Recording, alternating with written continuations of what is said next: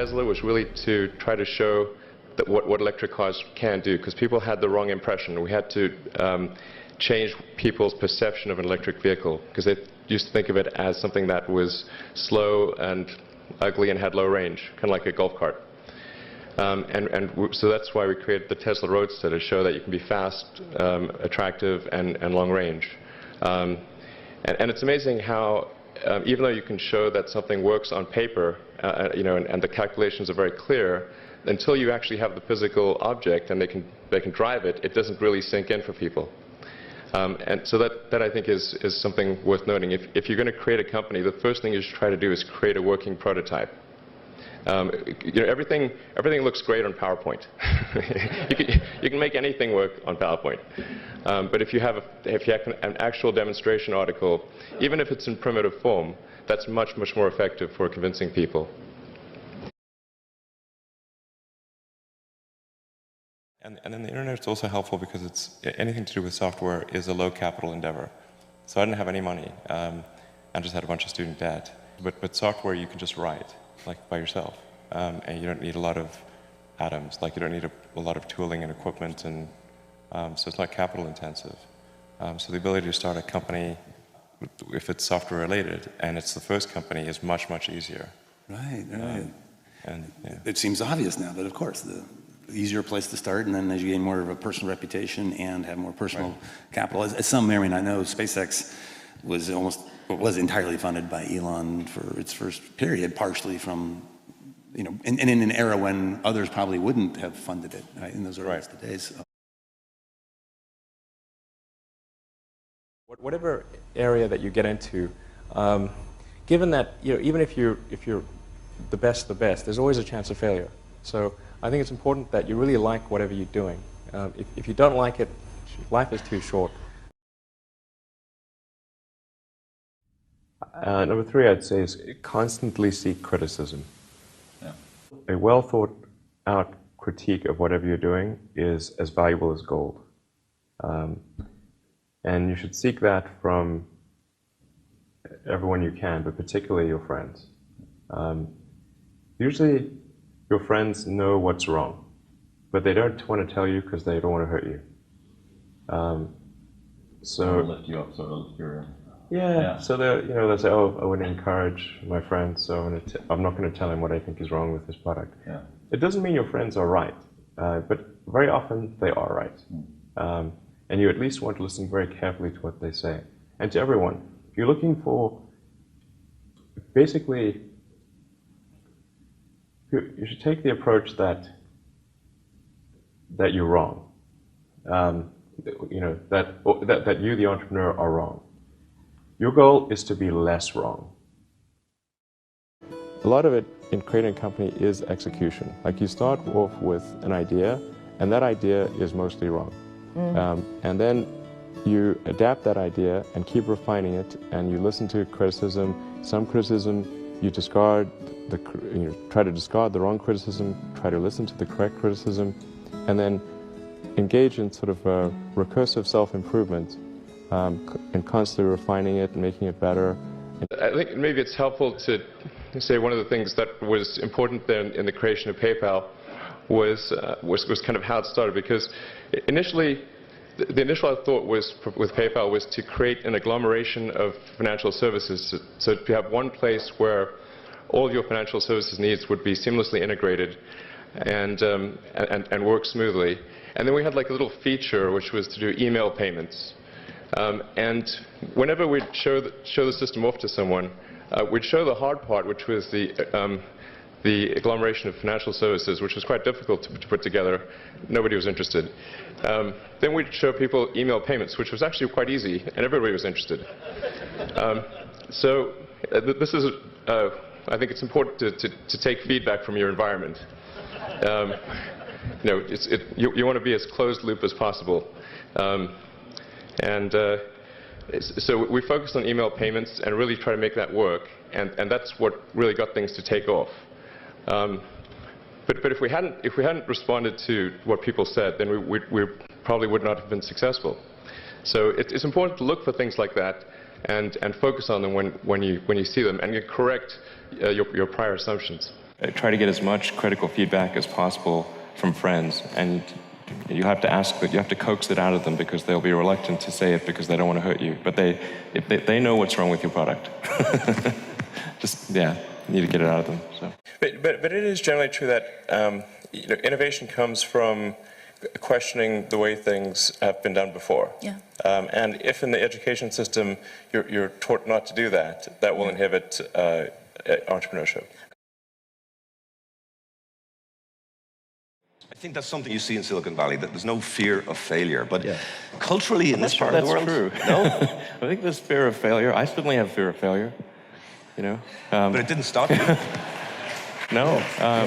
Elon, can I ask you about that one message to that potential entrepreneur waiting to make the jump?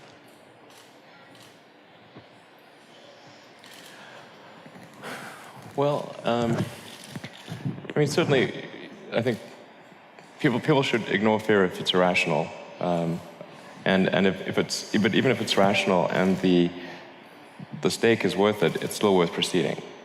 What are the range of probable outcomes? Outcomes are usually not deterministic. They're a range, and so you want to figure out what those probabilities are, and make sure, ideally, that you're the house. You know, it's fine to take.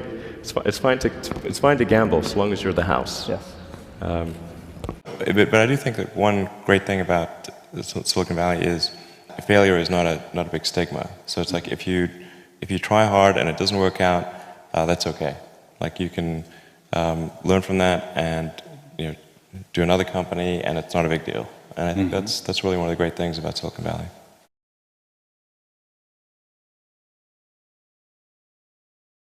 And then I think that the final thing I would encourage you to do is, now is the time to take risk. You don't have, you don't have kids. Your obligation. Well, I mean,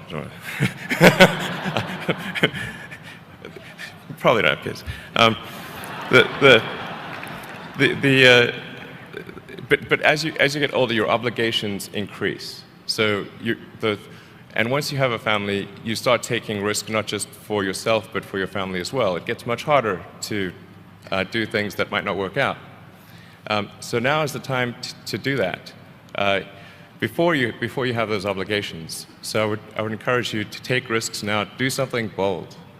You won't regret it. So in order to have a great company, you've got to focus your energies on a particular area. Something that Steve Jobs was that I think was quite admirable was he was ultra product focused, like down to the little detail. He and the other people at Apple would really try hard to have these, both at a high level and a small level, these delightful things happen. So that the product was it just made you happy. What we aspire to do is to make the car so compelling that even with low gasoline prices, it's still the car you want to buy. Yeah. I mean, the only thing I can think of, that's the only sort of, I'm not sure what else we could do, really. You have to make it compelling. Advice I'd give to people starting companies, to entrepreneurs in general, is really focus on making a product that your customers love. Yeah. And it's so rare that you can buy a product and you love the product when you bought it. There are very few things that fit into that category. And if you can come up with something like that, your business will be successful for sure. I mean, as long as people stay super focused on creating the absolute best product or service that really delights their end customer, if they stay focused on that, then if you get it such that your customers want you to succeed, then you probably will. All right. You have to focus on the customer and delivering for them. Yeah, make sure if your customers love you, your odds of success are dramatically higher. Yeah. I think really an obsessive nature with respect to the quality of the product is very important. So being obsessive compulsive is a good thing in this context. I'd say focus on signal over noise. A lot of companies get confused. They spend money on things that don't actually make the product better. So, for example, at Tesla, we've never spent any money on advertising. We put all of the money into R&D and manufacturing and design to try to make the car as good as possible. I think that's the way to go. So for any given company, just can keep thinking about, are these efforts that people are expending, are they resulting in a better product or service? And if they're not, stop those efforts. I think a lot of people think I must spend a lot of time with media or on businessy things, but actually almost all my time, like 80% of it is spent on engineering and design. So it's developing next generation product. That's 80% of it. A lot of times, entrepreneur will come up with something which is only slightly better, and it can't just be slightly better. It's got to be a lot better. To make sure that whatever you're doing is a great product or service. It has to be really great. If you're a new company, I mean, unless it's like some new industry or new market that, if it's an untapped market, then you have more ability to. The standard is lower for your product or service. But if you're entering anything where there's an existing marketplace against large entrenched competitors, then your product or service needs to be much better than theirs. It can't be a little bit better, because then you put yourself in the shoes of the consumer and they say, why would you buy it as a consumer? You're always going to buy the trusted brand unless there's a big difference. Well, I think that the most important thing for creating companies is you need a concentration of talent. It's like creating a, think of like a world sports team or something. You really want to focus your talent on a particular area, and that's what a company is. It's a group of people that got together to create a product or service, and then make sure that from a regulatory standpoint, and from in terms of regulations and taxation and government support, that it's there for startup companies, and that it goes from startup all the way through the medium phase of the company. Because where most companies tend to not make it is not so much at that very beginning stage, it's that intermediate stage. So they'll, can they sort of reach escape velocity as a company? And when a new company is formed, when you're going up against established, big established companies, you're trying to build some kind of credibility, and it's incredibly important that companies are nurtured through that phase. I mean, it's just like a little sapling growing in a redwood forest. You've got these giant companies. If you don't get a little bit of sunlight and nutrition, it's game over. There's a friend of mine who's got a great saying about creating a company. Trying to build a company and have it succeed is like eating glass and staring into the abyss. Well, so, I mean, what tends to happen is it's sort of quite exciting for the first several months of starting a company. Yeah. And then reality sets in, things don't go as well as planned, customers aren't signing up, the technology or the product isn't working as well as you thought. Yeah. And then that can sometimes be compounded by a recession, and it can be very, very painful for several years. Frankly, starting a company, I would advise people to have a high pain tolerance. Yeah, yeah. Do you fear that maybe in this generation or the younger generation that they don't have that perseverance and grit to take on these really tough challenges? I think some people do, and but no, I think it is definitely true that, I mean, maybe there are occasionally companies that get created where there's not an extended period of extreme pain, but I'm not aware of very many of such instances. So, but I do think that new great entrepreneurs are born every day, and we'll continue to see amazing companies get built. Yeah, but I would definitely advise people who are starting a company to expect a long period of quite high difficulty. You said that the most common hiring mistake was weighing too much on someone's talent and not on someone's personality. And then I think it matters whether someone has a good heart. It does, yes, absolutely. So that's generally where, if I say where it's of the hiring mistakes that I've made in the past, it's been just as I said, it's looking too much at their intellectual capability alone and not on how they affect those around them. What really matters is for someone's contribution to a company is how they are as an individual and how they affect others around them. I mean, you could say it's also analogous to a sports team. You know, if someone, the best person on the team is not necessarily the one who scores the most goals. It could be the person who assists in the most goals. And if somebody is, if there's one person on the team who's just wants the ball all the time and just wants to kick it at the goal, that can actually be detrimental.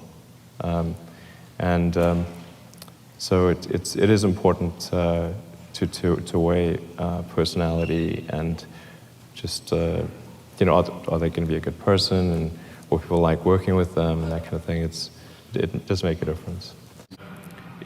If you're creating a company or if you're joining a company, the most important thing is to attract great people. So either join a group that's amazing, that you really respect, or if you're building a company, you've got to gather great people. I mean, all a company is a group of people that have gathered together to create a product or service. And so depending upon how talented and hardworking that group is, and the degree to which they are focused cohesively in a good direction, that will determine the success of the company. So do everything you can to gather great people if you're creating a company. You know, in terms of creating a company, you know, what Edison said, which was like it's 1% inspiration, 99% perspiration, is true. You have to work super hard, and that's very important. I think certainly extremely tenacious, and then just work like hell. I mean, you just have to put in, you know, 80 to 100-hour weeks every week. Gosh, and that's then a lot of work. All those things improve the odds of success. Okay. I mean, if other people are putting in 40-hour work weeks and you're putting in 100-hour work weeks, then even if you're doing the same thing, you know that in 1 year you will achieve what they achieve. You will achieve in 4 months what it takes them a year to achieve. Depending upon how well you want to do, and particularly if you're starting a company, you need to work super hard. So what does super hard mean? Well, when my brother and I were starting our first company, instead of getting an apartment, we just rented a small office and we slept on the couch. And we showered at the YMCA, and we're so hard up we had just one computer. So the website was up during the day, and I was coding at night, 7 days a week, all the time. And I sort of briefly had a girlfriend in that period, and in order to be with me, she had to sleep in the office. So work hard, like I mean, every waking hour. That's the thing I would say particularly if you're starting a company. And I mean, if you do simple math, say like, okay, if somebody else is working 50 hours and you're working 100, you'll get twice as much done in the course of a year as the other company.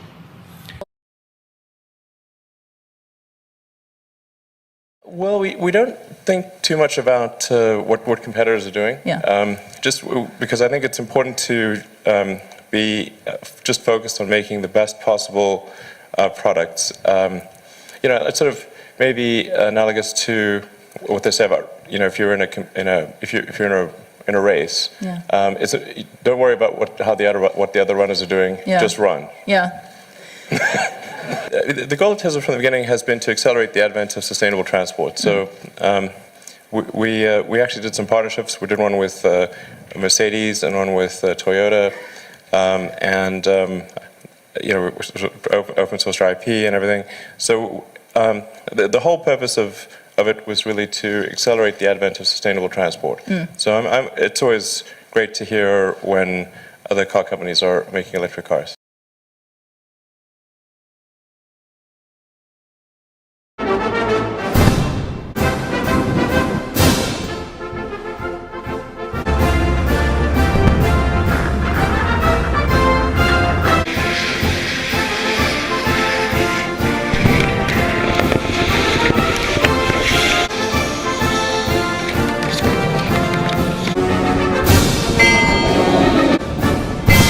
third failure in a row, did you think, I need to pack this in?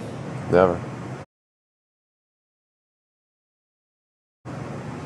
Why not? I don't ever give up. I mean, I'd have to be dead or completely incapacitated. And one does have to be focused on the short term and money coming in when creating a company, because otherwise the company will die. So I think that a lot of times people think like creating a company is going to be fun. I would say it's not. It's really not that fun. I mean, there are periods of fun, and there are periods of where it's just awful. And particularly if you're the CEO of the company, you actually have a distillation of all the worst problems in the company. There's no point in spending your time on things that are going right. So you only spend your time on things that are going wrong. And there are things that are going wrong that other people can't take care of. So you have like the worst. You have a filter for the crappiest problem in the company, the most pernicious and painful problem. So I wouldn't say I think you have to feel quite compelled to do it, and have a fairly high pain threshold. And there's a friend of mine who says like starting a company is like staring into the abyss and eating glass. There's some truth to that. The staring into the abyss part is that you're going to be constantly facing the extermination of the company. Because most startups fail. It's like 90%, arguably 99% of startups fail. So, that's the staring into the abyss part. You're constantly saying, okay, if I don't get this right, the company will die. And then the eating glass part is you've got to do the problems. You've got to work on the problems that the company needs you to work on, not the problems you want to work on. And so that's you end up working on problems that you'd really wish you weren't working on. And so that's the eating glass part.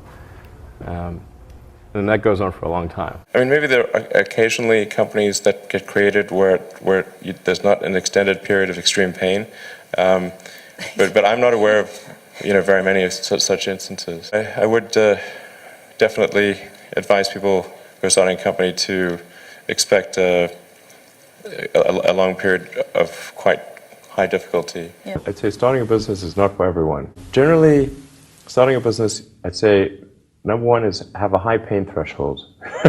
That's there's a friend of mine who's got a good saying, which is that starting a company is like eating glass and staring into the abyss. That's generally what happens, because when you first start a company, there's lots of optimism and things are great, and then so happiness at first is high. Then you encounter all sorts of issues, and happiness will steadily decline, and then you'll go through a whole world of hurt. And then eventually, if you succeed, and in most cases you will not succeed, and Tesla almost didn't succeed, came very close to failure.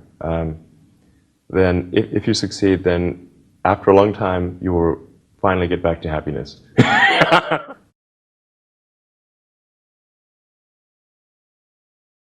I think certainly being focused on something that you're confident will have high value to someone else, and just being really rigorous in making that assessment, because people tend to, a natural human tendency is wishful thinking.